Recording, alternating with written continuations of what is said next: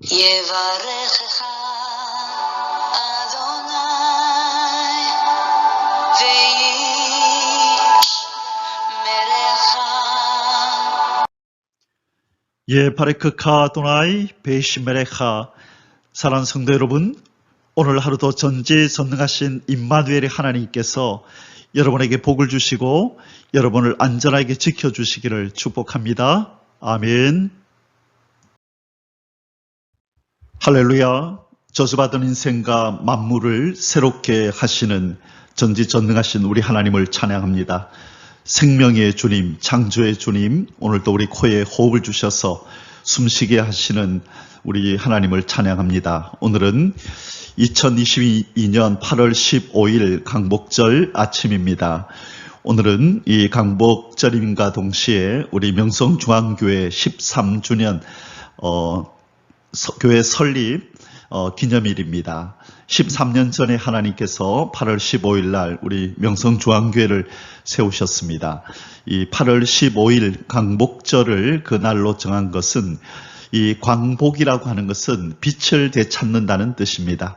바로 이 하나님의 빛, 이 진리의 빛, 이 빛이 어둠의 세력에 의해서 거두어져 버리고 이 땅은 어둠과 사망이 드리워졌습니다.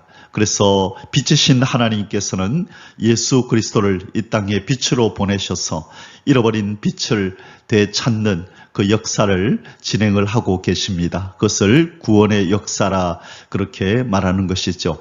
그래서 어둠의 자식, 사망에 있는 이 인생들을 구원하여 빛의 자녀로 만들어서 이 땅에 빛의 자녀들이 가득 차게 되는 그 날이 바로 하나님 나라의 광복이 되는 것입니다. 그래서 하나님께서 우리 명성중앙교회를 세우신 이유는 바로 이 저주받은 인생과 만물의 광복을 위하여 그렇게 세우셨다 그렇게 말씀하셨습니다. 그래서 오늘도 이 진리의 말씀, 이 빛이신 진리의 말씀을 이 어둠의 땅에 흘려보내기 위해서 오늘도 하나님 말씀을 함께 나누고 묵상합니다. 1.1.8.9 성경 장별 강해 오늘 45번째 시간이 되겠습니다. 오늘은 창세기 45장의 말씀을 함께 공부할 텐데요. 오늘 제목의 말씀은 마침내 자신의 정체를 밝히는 요셉. 지루하리만치 이 요셉은 이 애굽을 방문한 그 형제들을 테스트하고 지켜보았습니다. 그리고 마침내 이 유다가 이 자기의 동생 베냐민을 구원하기 위해서 이 간곡하게 호소하고 이 자기 희생에 비장한 각오로서 이 탄원을 하는 모습을 보면서 요셉은 감정을 억제하지 못하고 울음을 터뜨리며 자기의 정체를 드디어 형제들 앞에 밝히게 됩니다. 그리고 지금 이 형제들이 이 자기의 정체를 알고 혹시 보복당하지 않을까 두려워할 것을 알고 이 형들을 안심시킵니다. 바로 형들이 자기를 판 것이 아니라 이 모든 것이 바로 하나님의 계획이었음을, 자기들의 가족을 구원해 내기 위한 이 흉년으로부터 자기 가족을 구원해 내기 위한 하나님의 섭리라고 말을 하면서 이 형들을 이렇게 안심시키는 장면이 나옵니다. 결국 이 요셉은 이 섭리의 주관자이신 하나님이 악을 선으로 바꾸어 이 하나님의 계획을 이루셨으며 이 모든 일어난 일들이 바로 하나님의 구원 계획이었음을 그가 먼저 알았고 이제 이 모든 이야기들을 그 가족들에게 그 형들에게 오늘 특별히 이렇게 하고 있는 내용입니다.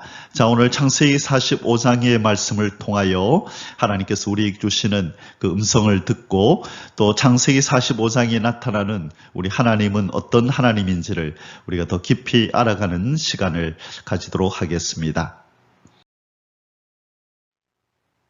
오늘 창세기 45장의 주제 성구는 5절입니다. 이 자기의 정체를 드러낸 요셉 앞에서 이 보복당할까 두려워 떠는 형들에게 지금 요셉이 안심을 시키며 하는 말입니다. 당신들이 나를 이곳에 팔았다고 해서 근심하지 마소서, 한탄하지 마소서. 하나님이 생명을 구원하시려고 나를 당신들보다 먼저 보내셨나이다. 자, 하나님의 계획을 정확하게 알고 있는 이 신앙인 요셉의 고백입니다. 바로 이 모든 상황이 그 배후에 하나님이 계심을 알고 그 도구로 쓰였던 이 자기를 이 애굽 땅에 포석하신 미리 보내신 바로 이 하나님의 계획이 형들을 통하여 나타났음을 알고 그 일의 도구로 쓰인 이 형들에게 책임을 돌리지 아니하고 그들을 안심시키는 아주 성숙한 신앙인의 모습을 우리는 이 구절에서 볼 수 있습니다. 창세기 45장의 소주제들은 아래와 같습니다. 첫 번째로 1절부터 8절까지의 말씀 속에서는요, 형제들 앞에 자신의 정체를 드러내는 요셉의 모습이 나타나고요. 두 번째로 9절에서 20절까지는 아버지 야곱을 애굽으로 초청하는 요셉의 모습이 나타납니다. 이 아버지뿐만 아니라 모든 자기의 가족들을 다 짐을 싸서 이제 애굽으로 내려오라고 초청하는 이 이야기를 하는 요셉의 모습이 나타나고요. 그리고 세 번째로 21절에서 28절에는 형제들을 가나안 땅으로 돌려보내는 이 요셉의 모습이 나옵니다. 이제 올라가서 아버지와 가족들을 모시고 오라고 보내는 장면이 나옵니다. 이제 우리 하나씩 살펴보도록 하겠습니다.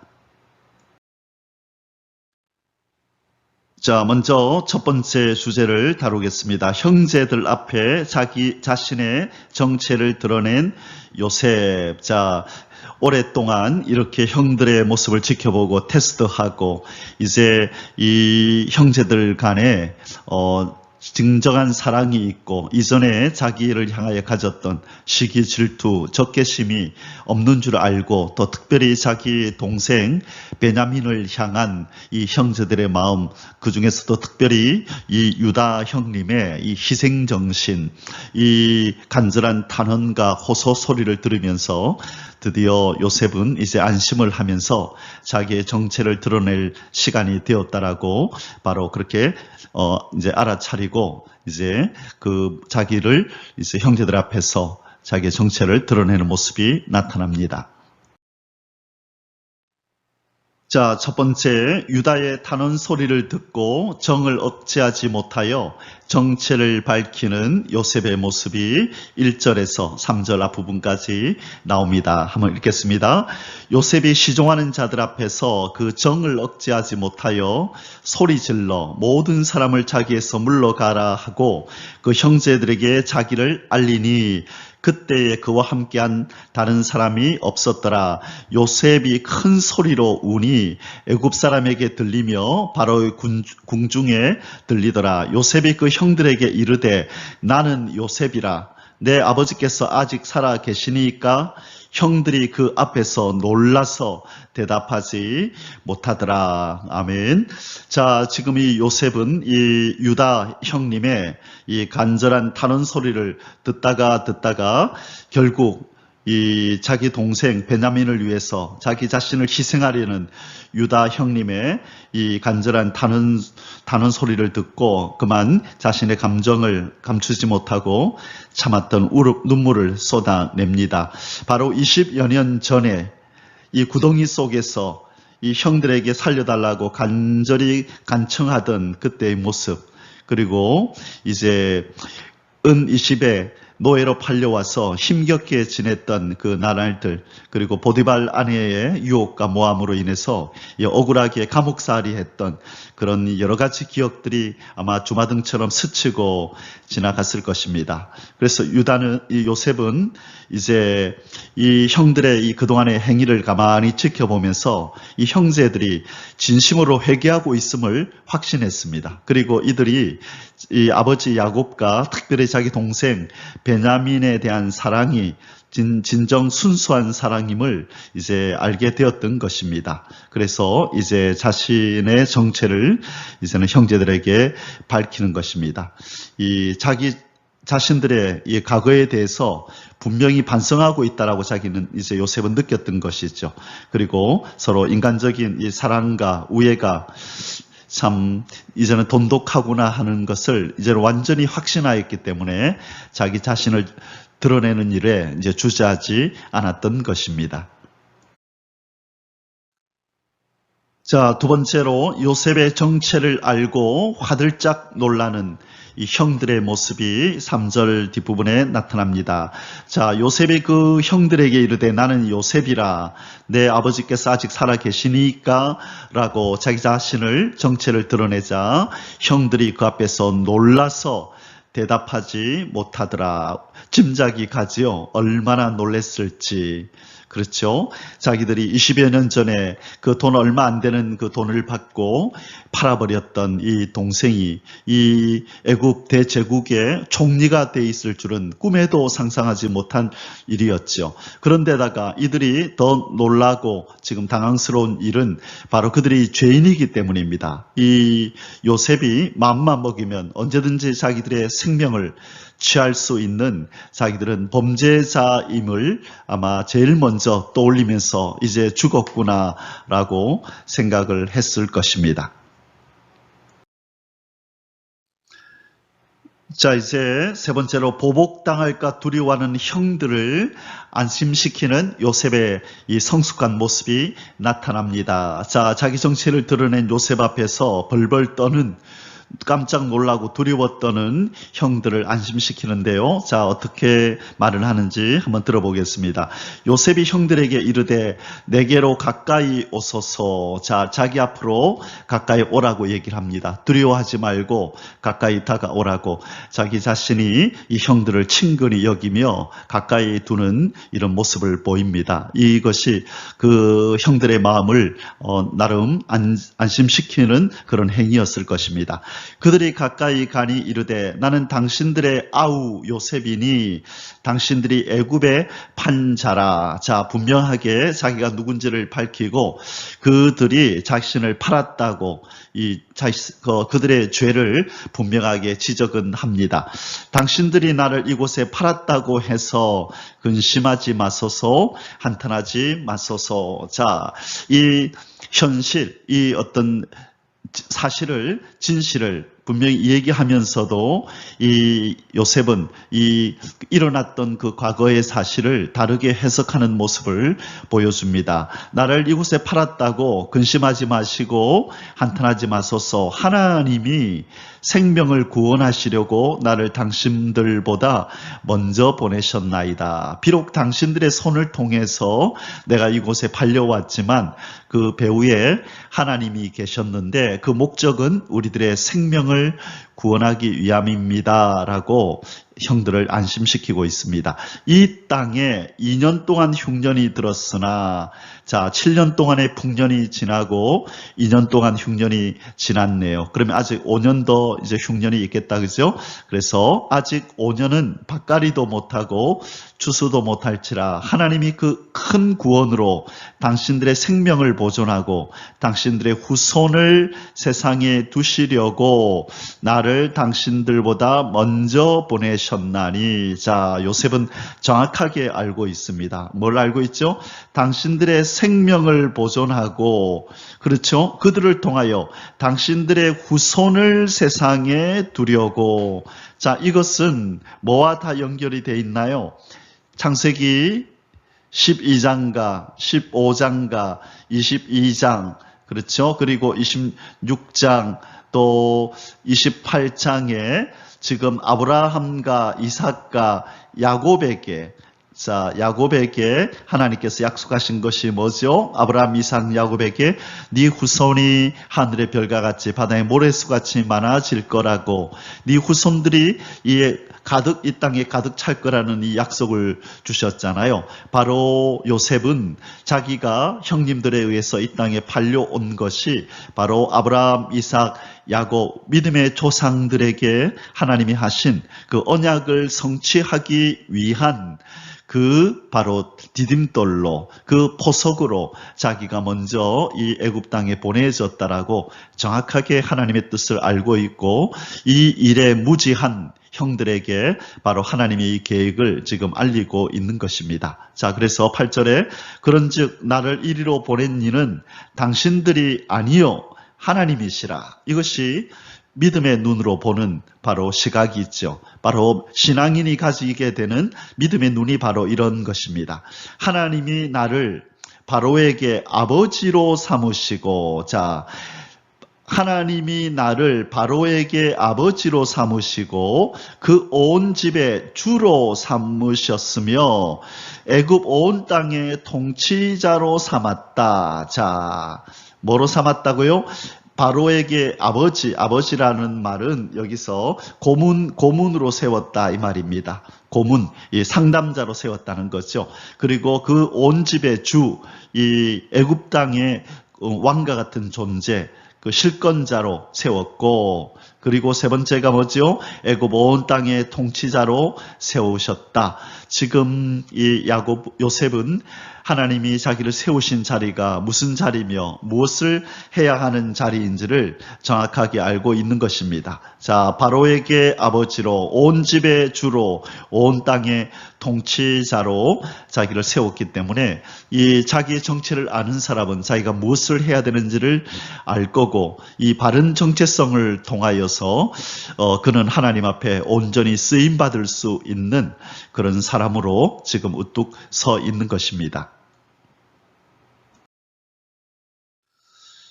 자, 두 번째로 이제 자기의 정체를 드러낸 요셉은 이 아버지와 가족들을 이 애굽으로 내려오도록 초청하는 장면이 나옵니다. 자, 두 번째 소주제는 아버지 야곱을 애굽으로 초청하는 요셉의 모습. 자, 9절에서 20절까지의 말씀입니다. 자, 첫 번째로 아버지와 온 가족을 애굽으로 초청하는 요셉의 모습이 9절에서 10절 앞부분에 나옵니다. 자, 당신들은 속히 아버지께로 올라가서 아래 길을 아버지의 아들 요셉의 말에 하나님이 나를 애굽 전국의 주로 세우셨으니 지체 말고 내게로 내려오사 아버지의 아들들과 아버지의 손자들과 아버지의 양과 소와 모든 소유가 고센 땅에 머물며 나와 가깝게 하소서. 자, 그렇게 말을 아버지한테 전달하라는 거죠. 지금 요셉이 아버지와 가족들을 초청하는 이유는 크게 두 가지일 것입니다. 지금 기근으로 고생하고 있을 가족들 생각에 마음이 아파서 이제 이곳에 곡식이 넉넉한 이곳에 와서 자기의 그늘 아래서 남은 생애를 편안하게 지내라는 거죠. 고생을 끝내라는 것이고, 그리고 이 애굽으로의 이주가 바로 하나님의 뜻인 것을 알고 있었기 때문에 이제 그 일을 빨리 진행을 하라고 이렇게 재촉하고 있는 것입니다. 그리고 이미 이 요셉은 그들이 내려왔을 때 어디에 머물게 될 건지까지 땅까지 다 지금 주선해 놓았습니다. 그곳이 어디라고요? 고센 땅이라는, 라암세스라고도 하는 이 고센 땅에 이제 머물도록 미리 준비를 해놨으니 이 고센 땅으로 오시라고 이렇게 지금 얘기하고 있습니다. 두 번째로 가족들의 거주지로 고센 땅을 정해주는 요셉. 자, 좀 전에 우리 앞절에서 우리 10절에서 한번 고센 땅 얘기가 나왔죠. 자, 우리 10절 뒷부분에서 15절까지의 말씀 속에서 지금 이제 이 요셉이 정해놓은 그 땅이 고센이라는 것 다시 한번 얘기를 하면서 지금 아버지와 가족들을 초청합니다. 아버지의 아들들과 아버지의 손자들과 아버지의 양과 소와 모든 소유가 고센 땅에 머물며 나와 가깝게 하소서. 자, 고센 땅에 머물면서 나와 내 근처에, 내 옆에 계시게 하라, 그렇게 얘기합니다. 흉년이 아직 5해가 있으니, 자, 2년이 지나고 앞으로 5년이 더 흉년이 있을 겁니다. 내가 거기서 아버지를 봉양하리이다. 거기서는 바로 이 고센이죠.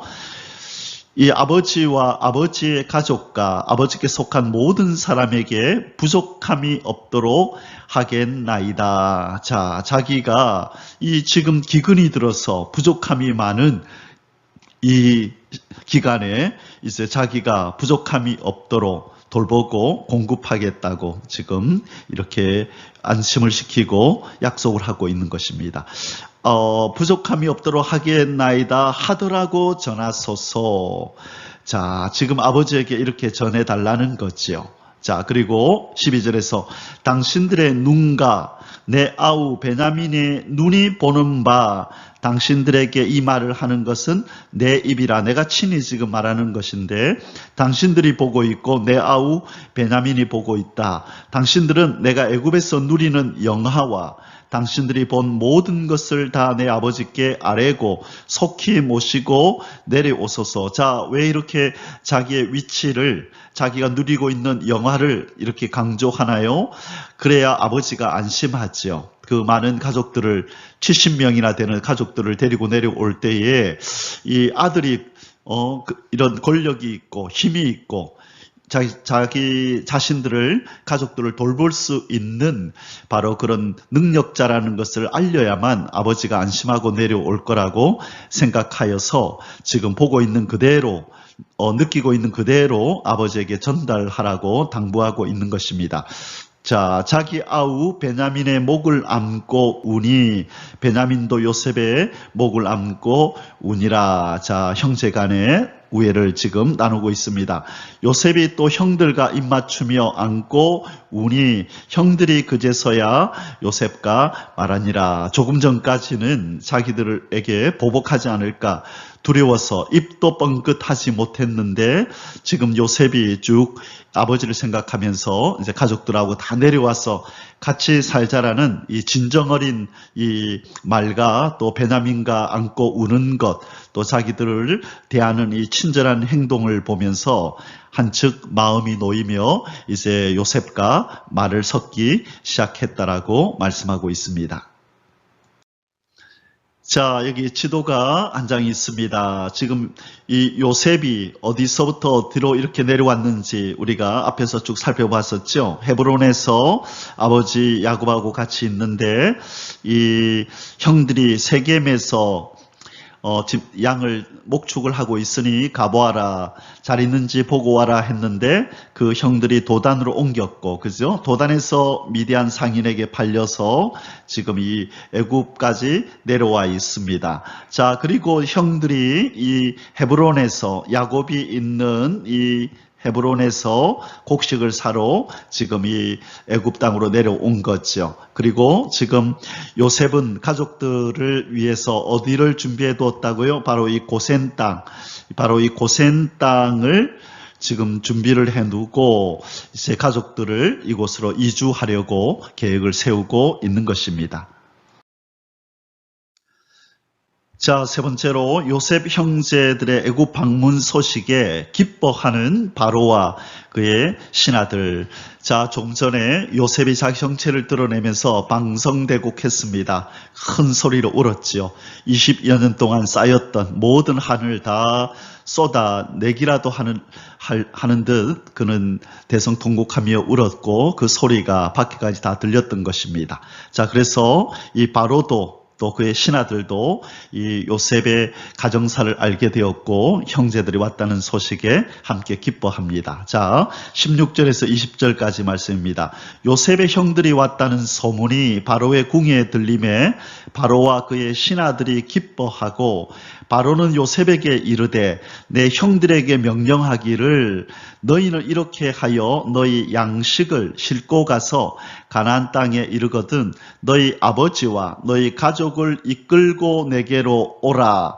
내가 너희에게 애굽의 좋은 땅을 주리니 너희가 나라의 기름진 것을 먹으리라. 자, 지금 바로가 또한 초청을 하네요. 이 아버지 야곱과 그의 모든 가족을 이끌고 애굽으로 내려오면 애굽의 좋은 땅을 주고 나라의 기름진 것을 먹게 해주겠다고 호의를 이렇게 지금 베풀고 있습니다.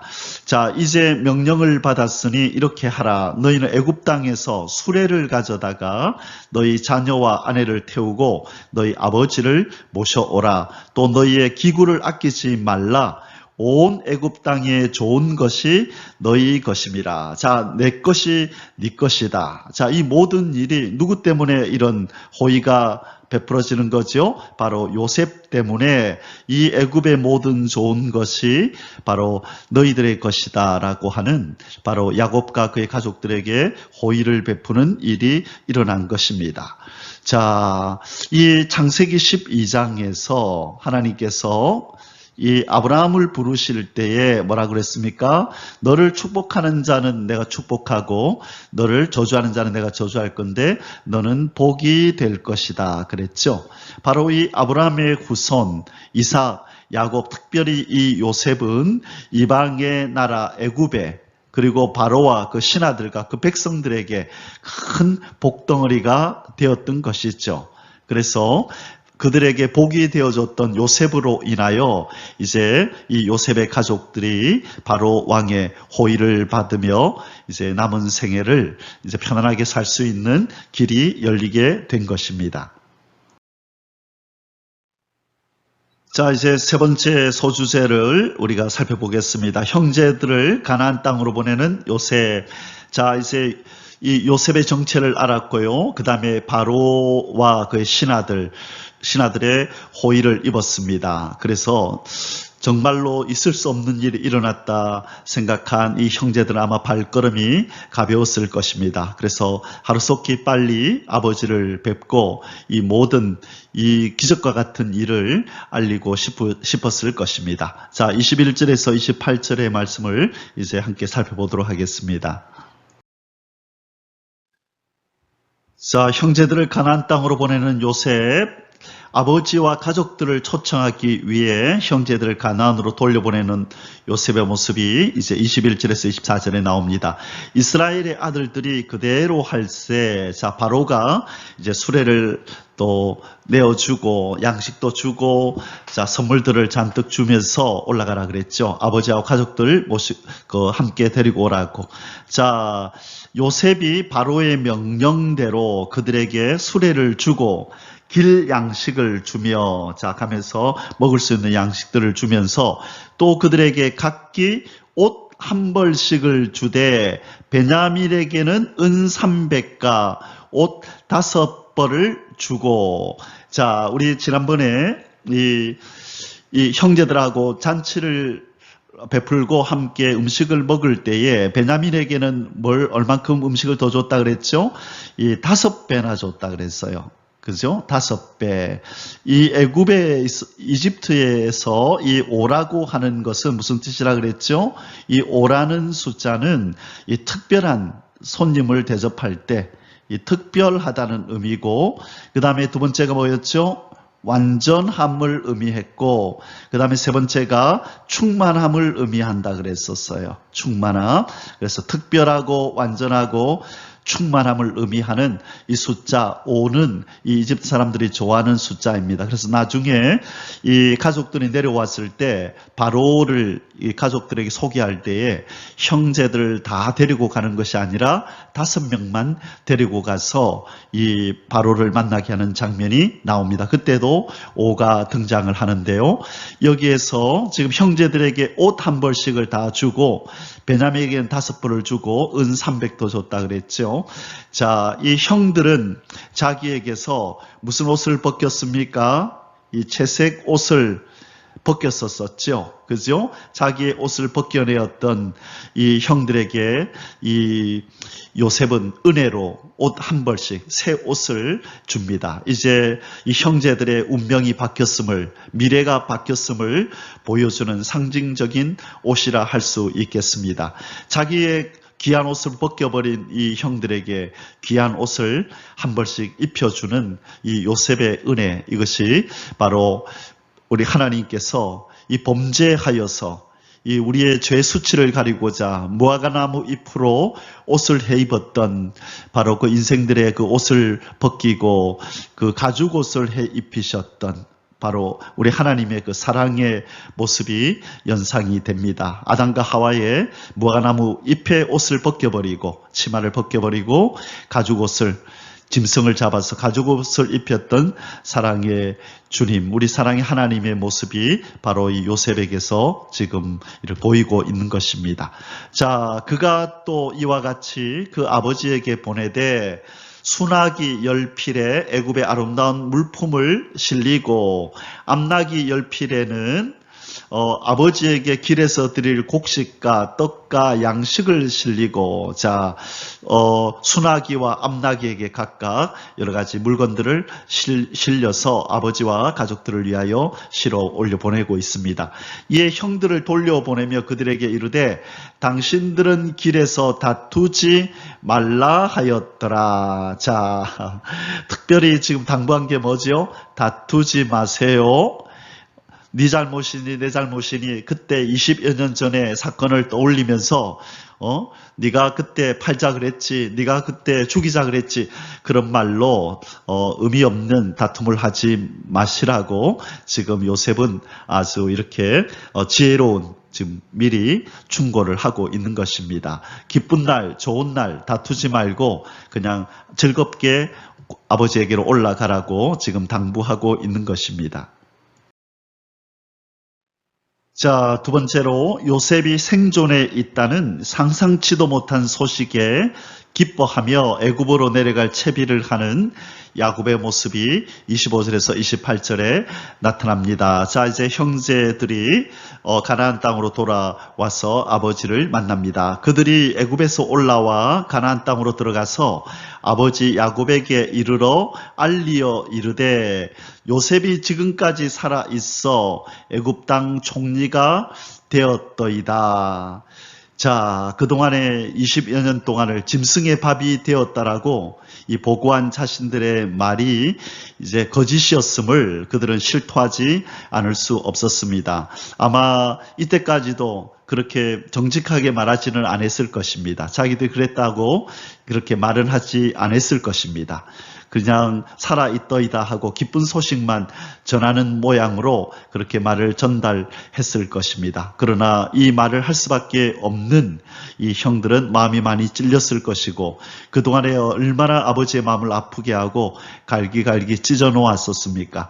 그러나 지금 이 요셉이 살아있다는 바로 이 기쁜 소식을 전하면서 어느 정도 좀 안도의 한도의 한숨을 쉬고 그리고 조금은 그 마음이 내려놓아지고 가벼워지는 아마 그 순간이었을 것입니다.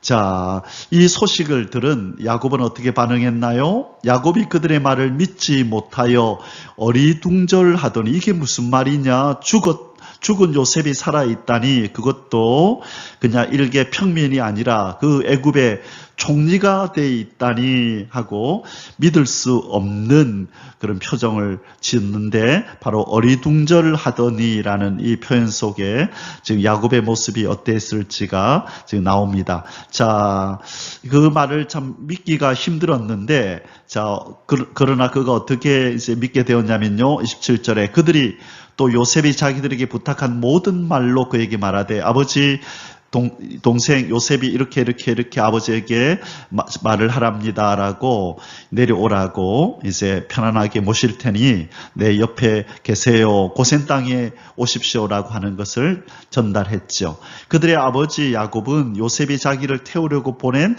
수레를 보고서야 기운이 소생한지라. 자, 얼마나 화려하고 좋은 수레를 보냈겠습니까? 그죠? 총리가 보냈는데 그것을 보고 이 말이 진실이구나라고 하는 것을 이제는 느끼게 되고 그때서 기운이 소생하였다. 그렇게 성경은 얘기합니다. 아마 이때에 이 야곱에게 스쳐 지나가는 그런 어떤 생각이 있었을 것입니다. 바로 그것이 무엇이죠? 베델에서의 하나님의 약속. 베델, 이 형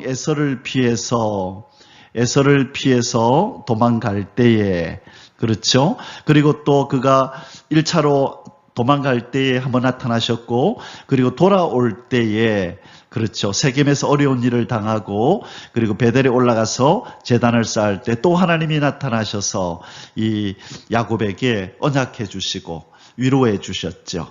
그런데 이 요셉이 짐승에 찢겨서 죽었다는 소식을 들었을 때 그는 이 베델에서 나타나셨던 하나님에 대한 생각과 또 하나님이 주신 약속에 대한 희망과 소망들이 무너져 내리는 것과 같은 그때 만났던 감격이 퇴색되고 사라져가는 것 같은 그런 어떤 마음의 힘듦이 있었을 것입니다. 그러나 이 요셉이 살았다는 이 말을 듣는 순간에 바로 바로 베델에서 하나님이 언약하시고 약속하시고 위로해 주시던 그 하나님의 그 신실함이 드러나면서 아마 할렐루야 그렇게 외쳤을 거라고 생각이 듭니다. 자, 28절에 이 야곱의 입에서 심령에서 터져 나오는 고백이 있습니다. 이스라엘이 이르되, 자, 야곱이 이르되 조카도다.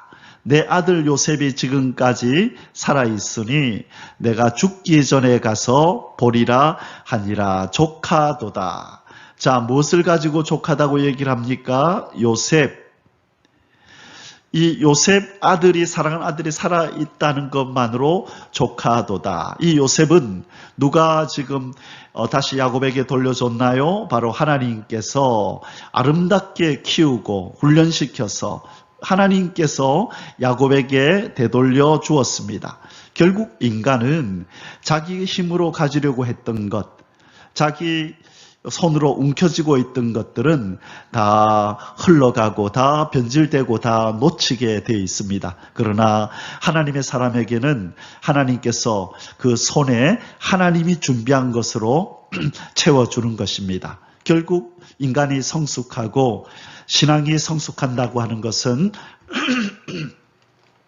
내가 움켜쥔 것, 내가 끌고 모은 것으로 기뻐하는 것이 아니라 결국은 내가 모으려고 했던 것은 다 부질없고 허망하고 다 의미 없었구나. 그러나 하나님이 내게 의미 있고 가치 있는 하늘의 것으로, 하늘의 백성이라는, 하나님의 자녀라고 하는, 구원이라고 하는, 영생이라고 하는 하나님께서 주시는 것만이 나에게 가치가 있고 나를 족하게 하시는구나 라는 것을 깨닫는 것이 바로 인간의 성숙이요 신앙의 성숙인 것입니다. 바로 이 야곱은 인생의 느지막에 바로 조카도다라고 탄성을 지릅니다. 무엇으로요? 하나님이 주시는 것으로 조카도다라고 고백합니다. 우리도 이러한 성숙에, 이러한 성숙의 진보가 있으시기를 주님의 이름으로 축복합니다. 이 땅의 것이 아니라 하나님이 우리에게 들려주시는 것으로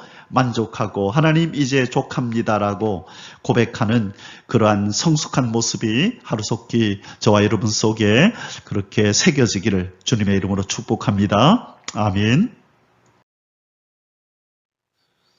사랑하는 성도 여러분, 이제 창세기 45장의 결론의 말씀을 맺겠습니다.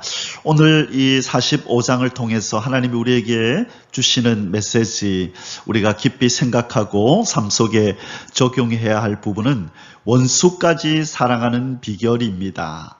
우리 주님께서 원수를 사랑하라고 그렇게 말씀하셨는데 우리가 참 체험적으로 알지만 우리에게 조금만 서운하게 한 사람도 밉고 보복하고 싶고 원수 갚고 싶은 것이 인간의 인지상정입니다. 그런데 우리 주님께서, 우리 하늘 아버지께서는 원수까지도 사랑하라고 그렇게 우리에게 말씀합니다. 자, 그런데 그게 불가능한 일은 아니라는 거죠. 가능한 일이기 때문에 하나님께서 우리에게, 자녀된 우리에게 요구하시는 것이지 않겠습니까? 그렇다면 우리가 어떻게 하면 원수까지 사랑하는 그런 성숙함에 이를 수 있을까? 그것을 오늘 우리는 이 요셉의 이 삶을 통해서 그 비결을 배우게 된다는 거죠. 그것이 무엇이었나요? 하나님의 눈으로 멀리 바라보는 영안을 소유할 때 가능하다는 거죠. 우리에게 주어지는 환경, 그렇죠? 이 환경들을 우리 인간의 육의 눈이 아니라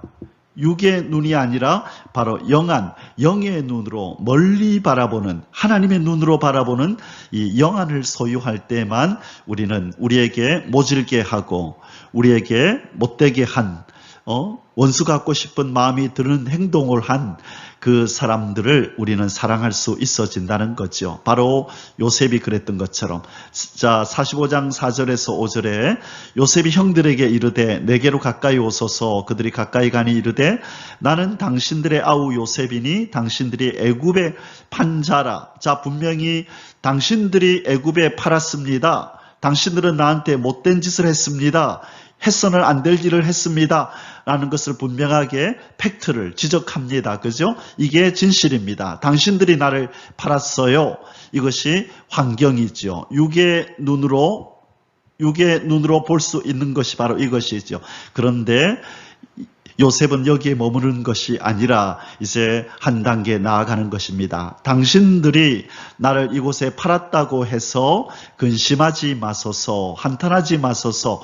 하나님이 생명을 구원하시려고 나를 당신들보다 먼저 보내셨나이다. 자, 이게 이제 영의 눈이죠. 영의 눈. 누구의 눈으로, 누구의 관점에서 보는 거예요?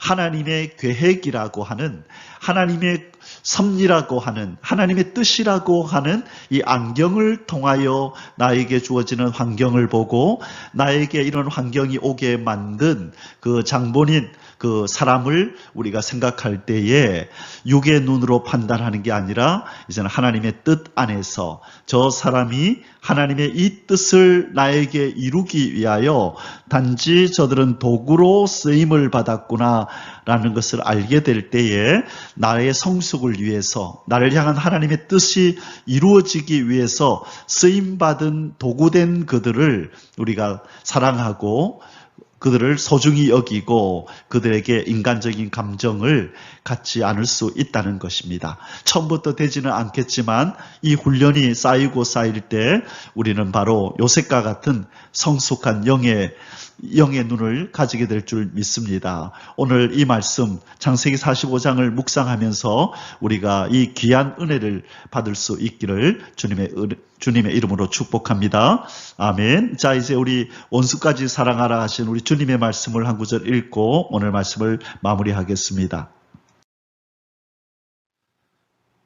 자, 원수까지도 사랑하라 하신 예수 그리스도.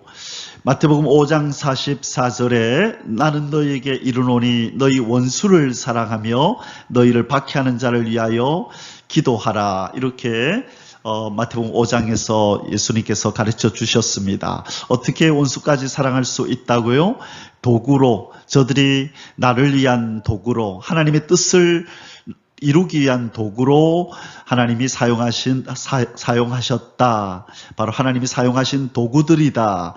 라는 것에 우리가 생각이 미칠 때에 바로 그 사람들을 우리가 사랑하고 위하여 기도할 수 있다는 것입니다.